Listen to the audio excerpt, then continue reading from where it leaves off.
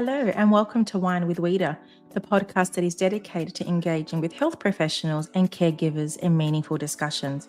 I'm your host, Rita Shamoon, or as my clients call me, Wita. I'm a pediatric speech pathologist, and I am so excited to have you here. Each week, we deep dive into connecting you with caregivers and healthcare professionals, sharing their insights, stories, and key takeaways to help you with your child's diagnosis and your journey. Whether you are a parent, healthcare professional, a lifetime learner, or simply a wine enthusiast, you're in the right place. So let's sit back and relax and enjoy today's episode.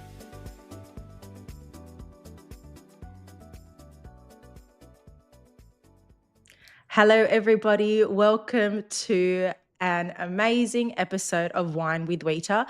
As you may have noticed on my Instagram, I have been very excited about the topics of airway health, jaw development, palate development, as well as supporting children's breathing. I have openly discussed my own personal journey with my daughters, and I am so privileged and excited to have Dr. Shereen Lim, who is the author of this Bible, I would say, for pediatric airway and jaw development. It's Breathe, Sleep and Thrive. And I cannot wait to share her wonderful insight and perspective to help you along your child's journey, but also to give you a different perspective with how we can support our young children. Dr. Lim, thank you for coming on Wine with Rita, and welcome. Yeah, thanks, Rita. I'm really pleased to be able to connect with you, discover your passion, and to be a part of promoting airway health for children to more parents. Thank you. And just to say, Dr. Shereen Lim is a dentist who has a special interest in airway health. Now, Dr. Lim, what is airway health? I guess with the concept of dentists, we think of teeth straight away and how clean our teeth are and how crooked our teeth may be. But on my journey, it is far more than how the teeth look. Tell us about airway health and what does that mean for our young kids? Yeah, airway health is really about promoting good nasal breathing day and nighttime. And we can best do this from infancy by helping children's jaw structures and their airway structures grow well and ensuring that airway functions well as well. And so, too many times there are many problems, increased risk of learning and behavioural difficulties. And even in adults, when we're not breathing well and having poor sleep, it's linked to increased risk of serious health conditions. And we're really overlooking airway health as a root cause. So many people get medicated or diagnosed, and no one's really paying attention to how we are breathing. So airway health really is the cornerstone for thriving health and vitality, and we need to be paying more attention to this.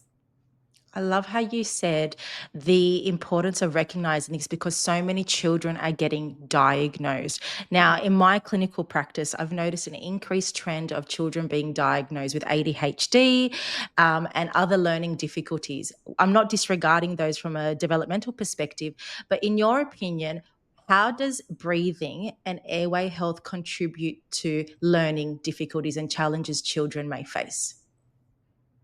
Yeah, so we know that when children don't breathe and sleep children have the highest need for good quality sleep because this is when their brain is developing.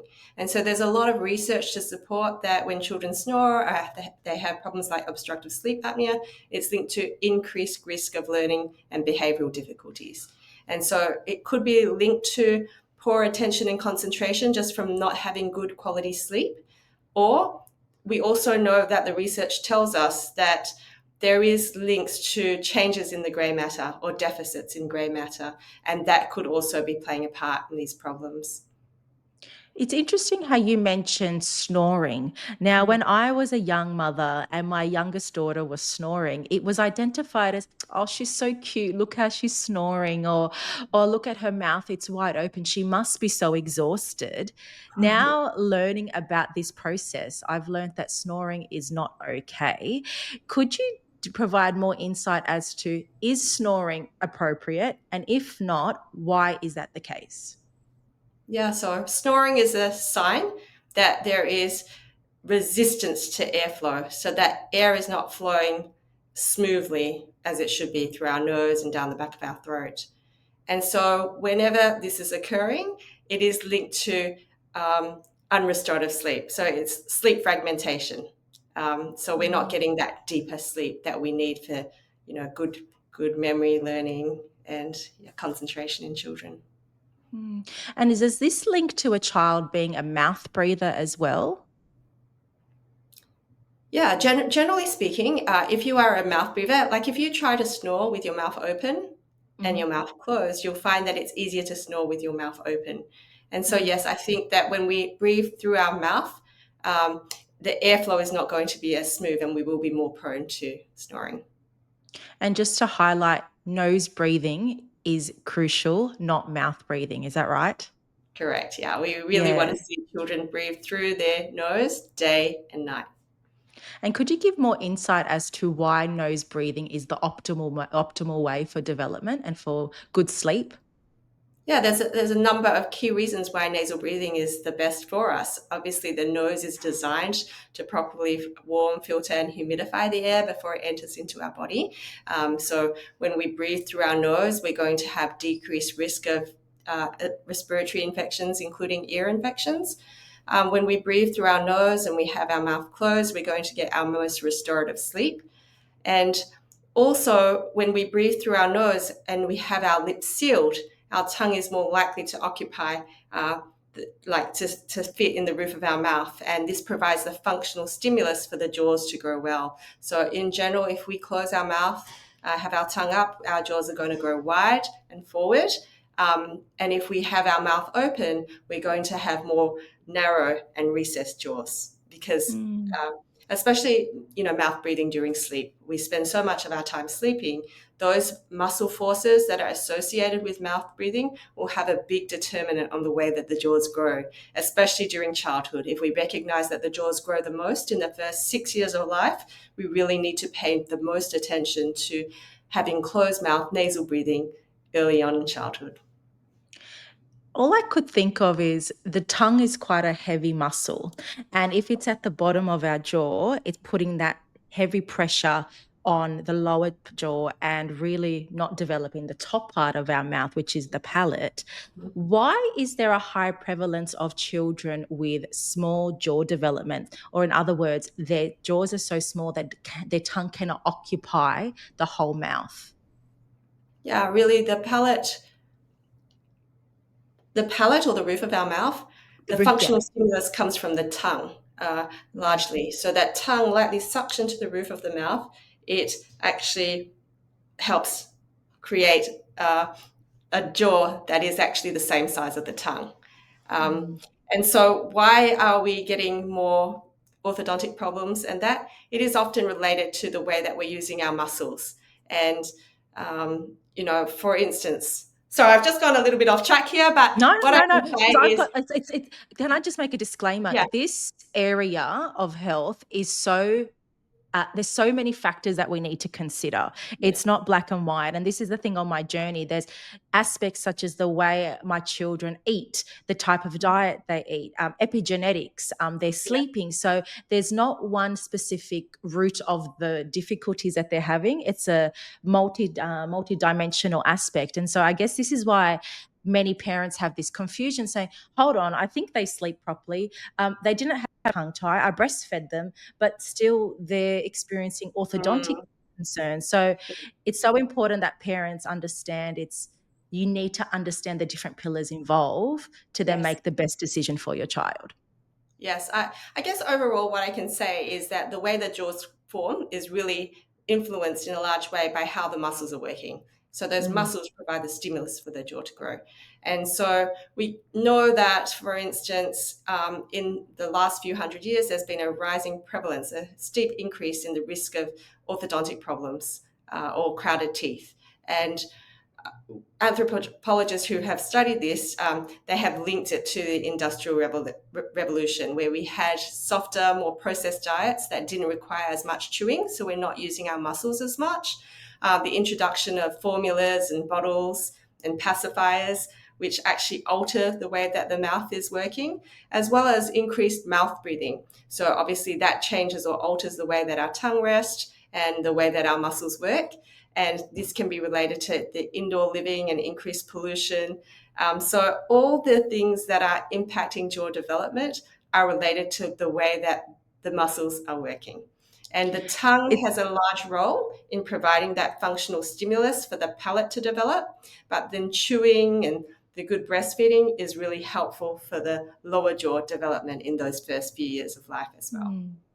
There's 2 points I wanna touch on there. The first point is the way our diet has changed as a society. Now, Mhm, reflecting to my motherhood and the type of foods and that I have access to, it's everything that's just convenient, mhm, quick, mhm. and reduced to mess. And all I Yes. can think about are those pouches of yogurt and Mhm, puree that I thought were or had beautiful nutritional mhm, benefits. But now looking back, I thought, "Hmm, maybe I shouldn't have done that. Or maybe I should have gone old school and given my daughter the drumstick to eat as opposed to cutting her up little pieces of chicken, or even giving her a whole lamb cutlet so she could really practice chewing and removing her tongue in different ways." Why is there such a rise in modifying the diet? Is it purely just because of the aspects of being in a busy lifestyle?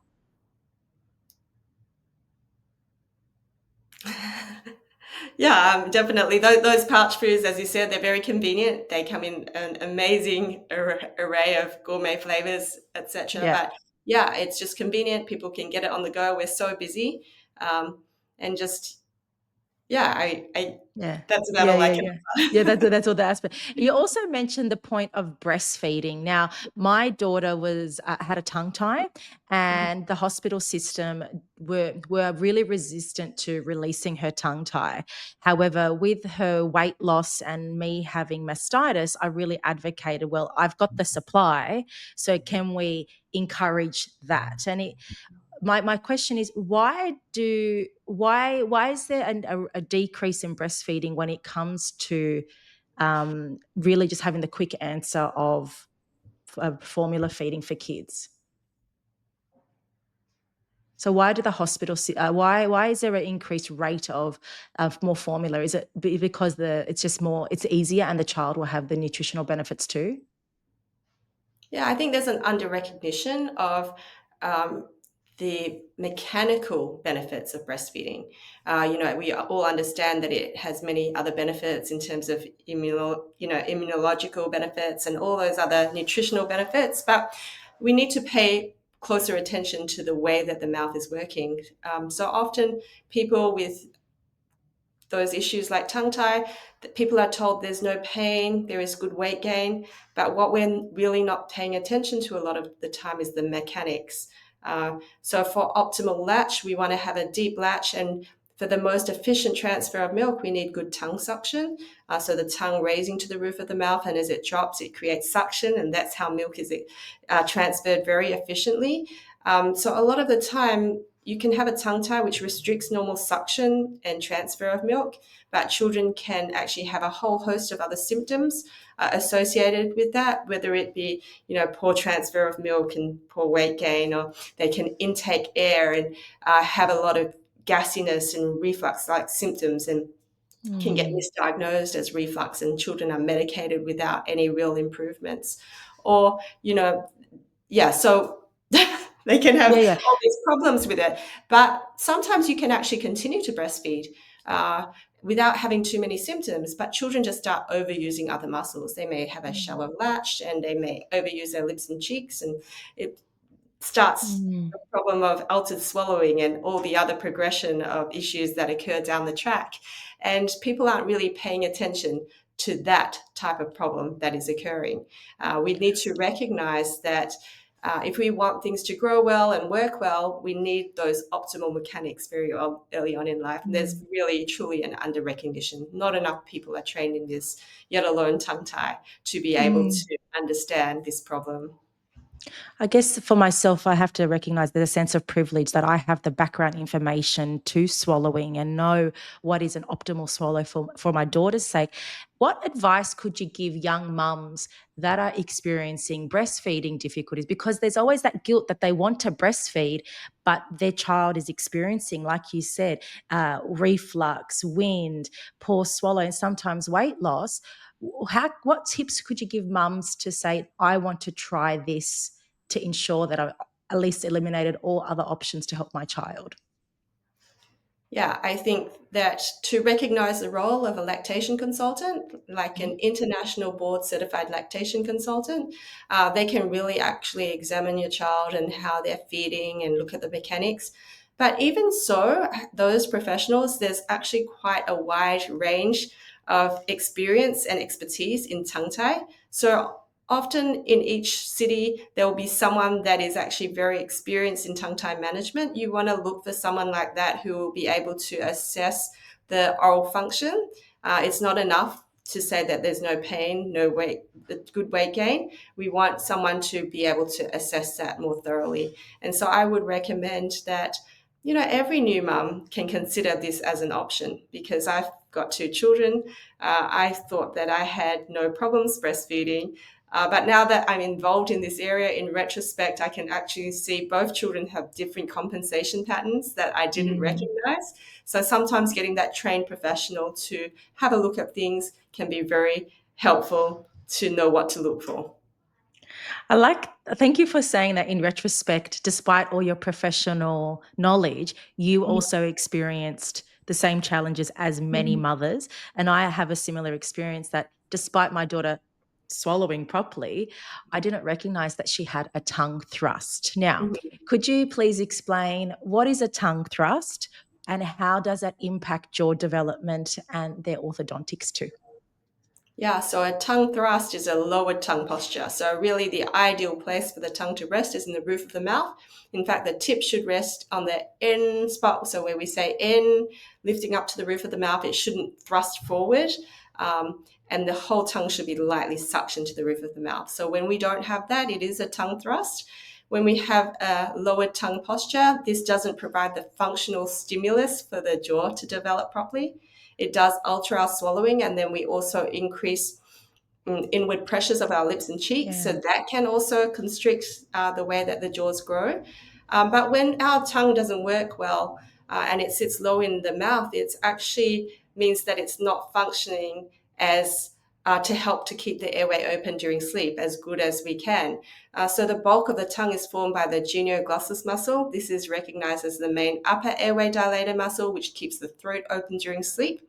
When it's sitting low, it's more floppy, and when we're asleep and our muscles are relaxed, we're lying on our back, it is more prone to creating obstructed breathing. So it may Mm. actually increase the collapsibility of the airway and lead to more problems with disturbed sleep. Now, Mm. later on in life, it may become obstructive sleep apnea. So there's a lot of research to support that now. But in children, children don't tend to get obstructive sleep apnea. They have a fight or flight system that's more intact. They're more responsive to it, and they'll do things like grind their teeth, which is a strong red flag of breathing difficulties. And this actually helps keep the airway open, protecting against prolonged obstructions associated with obstructive sleep apnea, but it is very disturbing. So it Mm. actually interrupts sleep and doesn't allow children to get into those deeper, more restful parts of sleep. So they're the problems with tongue thrust. Yeah, so many elements associated with it. Who would be the best or ideal health professional, excuse me, to identify tongue tie, tongue thrust, or any other other tongue difficulties a child may experience?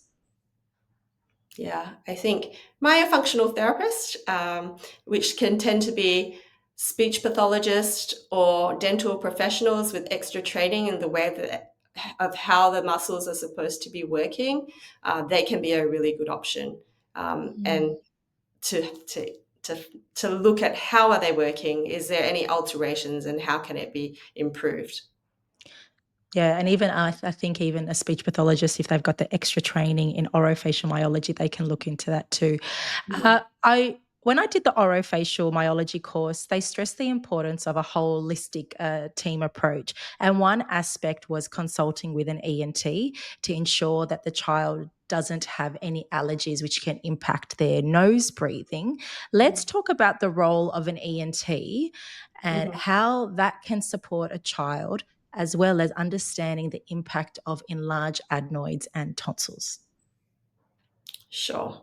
So, an ear, nose, and throat surgeon is someone that can actually look inside the nose and inside the throat, and they can look for any obstructions or congestion, inflammation, and help manage those.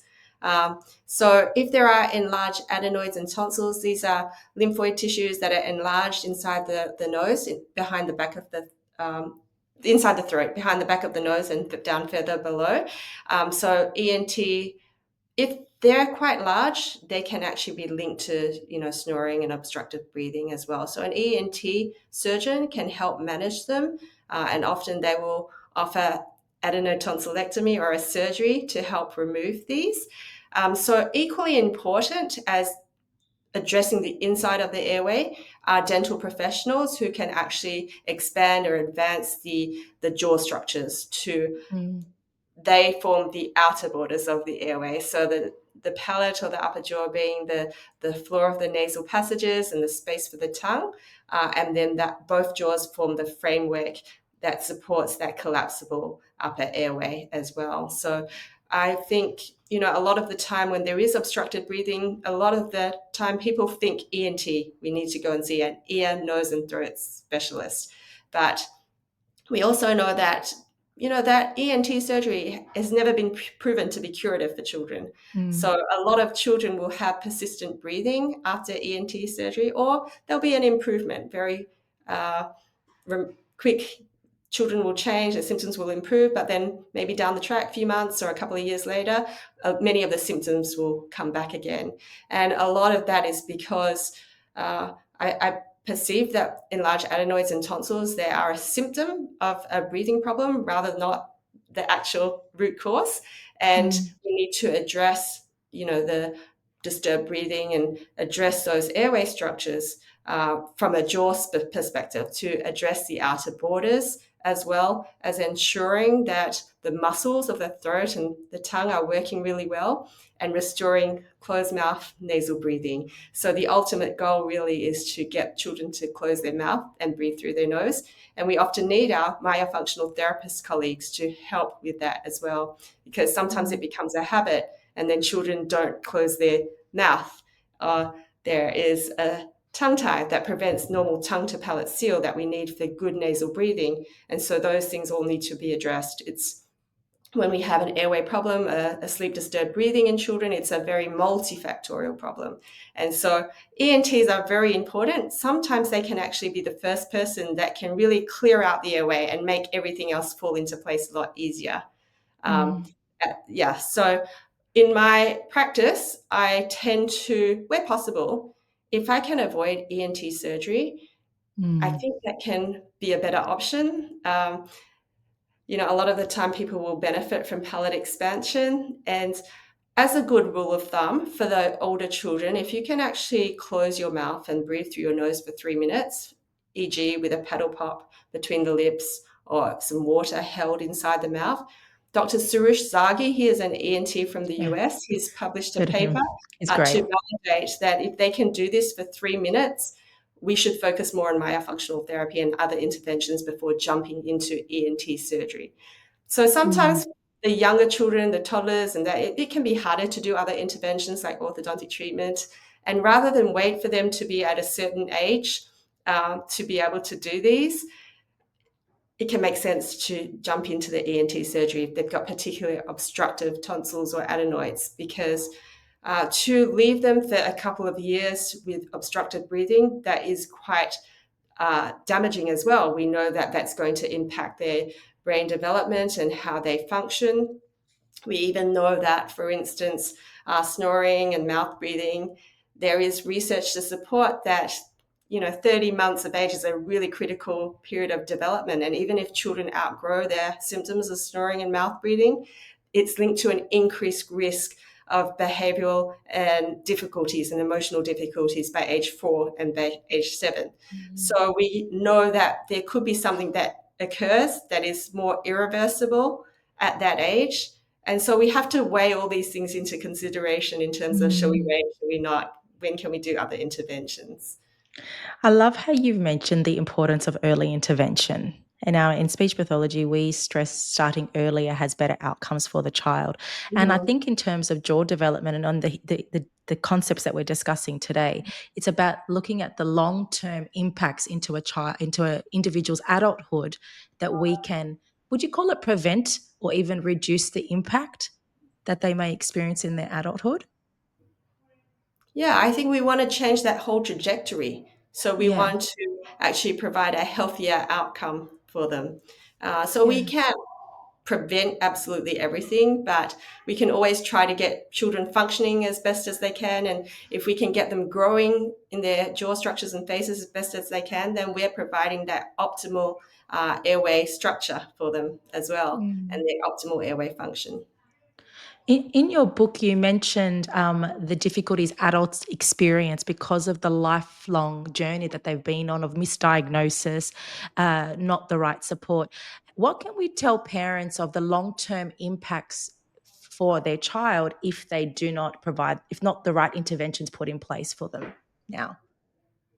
Yeah, well, you know, I became involved in this area treating adults. And really, when we look at adults that have obstructive sleep apnea, we can start to understand that there are so many missed opportunities to develop their jaw structures that we've missed in childhood. So, childhood really is the best time to actually influence those airway structures for life.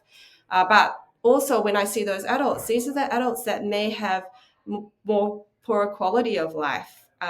And they have things like memory concern or brain fog, anxiety, depression, really have an increased risk of health problems. And they may really suffer with not being able to have the energy to do what they need to do. It affects their whole mood. Uh, and so when you see that, and it can be super despairing, you just think, why couldn't we have dealt with this earlier? We can actually influence this much earlier on in life to minimize these problems. And we can still correct the jaw structures in adults. We can do palate expansion and double jaw surgery to move the jaws into the right place, but it's so simple to do early on in childhood. And so that's You why, can, sorry, you yeah, continue. no, so that's why I'm really passionate about ensuring that Yeah. people understand this because it is very despairing to see these adults with these problems. You can see a growing trend of the rate of adults having sleep apnea and breathing difficulties because of how businesses are marketing products such as lip tape for Mhm. adults, even doing some other jaw thing. Like there was, I even saw something on Instagram the other day where a woman said the reason why you're raging is because your tongue's not in the right place because of all the reduced pressure. You just need this lip mouth or this lip guard to help you look younger. And I just looked at that and said, don't sell it from a cosmetic, materialistic perspective. Can we think about the health benefits? Mhm. Let's talk about now the whole mouth taping. I know we do encourage it for young kids. Does it have any benefit? And if it does, should we then incorporate the mouth taping during sleep, but then also some oromyotherapy too? Yeah, I think for adults, there's probably no harm in using mouth tape. We know that mouth breathing, nasal breathing, closed mouth nasal breathing promotes more sound sleep. So sometimes it is that lip opening, and if we put that lip tape, it's very porous. Uh, if there is any problems, it will just come off fairly easily. And a lot of people swear by it. So they say when they Mm, tape their mouth, they actually feel more rested. Their sleep is more smooth. And that could be a good sign that mouth taping is a good option as an adult. However, it wouldn't work so well if there was a nasal obstruction or the mouth was too small and the tongue really didn't have any space to fit. So generally, if you can cope or manage with it during the daytime, it's okay for an adult to try during the night. mm, There's no real harm. And if it works, it works. It's great. But usually there's going to be other things that could be addressed more ideally. However, in a child, I'd be more reluctant to do the mouth taping. I do think that in a child, we can actually address everything. Like we can address the jaw structures more easily. We can do the myofunctional therapy and promote better habits. So that would be a better option for a child if we can kind of get to mm. the root of the problem and help them establish it more naturally. I've also seen lots of aspects of myo munchies and Mhm. myo tubes, again, where they sell the idea of, is your child having sleeping difficulties? Just chew on this for a few minutes every day and the results will be amazing. Yes, there are some impacts. However, it's not the solution. Can you Mhm. talk about those and what we can encourage parents to be mindful of if they feel tempted to buy it as the solution to their child's difficulties? Yeah, I use a lot of Maya Munch in our practice. We offer it to nearly every single child patient in our practice. And Mhm. I don't think that it is really a cure for sleep problems, but if we consider that those issues, airway issues, are multifactorial and we really do have to address the muscles, then the Maya Munch is a really good uh, oral workout. It actually does. We want to promote good lip seal. So when we have a munchie Mm. and we encourage children to wrap their lips around it, we're actually improving their lip competency over time. So getting them to be able to close their mouth more naturally. So that's one aspect. It actually reduces the overactivity, or it disengages those perioral muscles, the muscles around our mouth that have been often overworking. And so it promotes better swallowing as well. So instead of the tongue thrusting, when the mouth is closed, it's starting to lift better. And so all these muscle changes, we're starting to get the muscles working in the right direction. And so Mm. I really love that. The chewing is actually really good. Obviously, the chewing is really good for lower jaw development. So I use the Mayo Munchie to promote healthier muscle habits. And it's often in combination with things like pelvic expansion as well as releases, tongue tie, upper lip tie releases as well. Yeah. It's so fascinating. It's and the way I describe it to my daughters, it's like, and my friends, it's like F45, the workouts of Mm. F45 for the mouth and the tongue, because Yeah. it's about building the right posture, strength, and development to ensure we're having the long-term goal of better breathing and better sleeping. And yeah, it's interesting that we can implement these during swallowing or chewing activities with our children, but also just through that extra device there. A short intermission, everybody, on this insightful interview with Dr. Shereen Lim. I look forward to sharing part two of this interview next week. So please keep a lookout on Wine with Wita to hear all the amazing things Dr. Shereen has to say about supporting our children, their airway development, as well as their sleeping and breathing.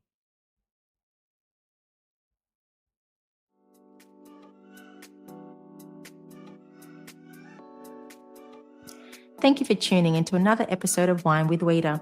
I hope you found some new inspiration, learnt something new, or gained a fresh perspective. If you enjoyed this episode, I'd be so grateful if you please leave a 5-star review, as it really helps the show get in the ears of new listeners, plus it takes 5 seconds. If you're keen for more strategies and insights, then head over to Instagram and follow RS Speech Pathology.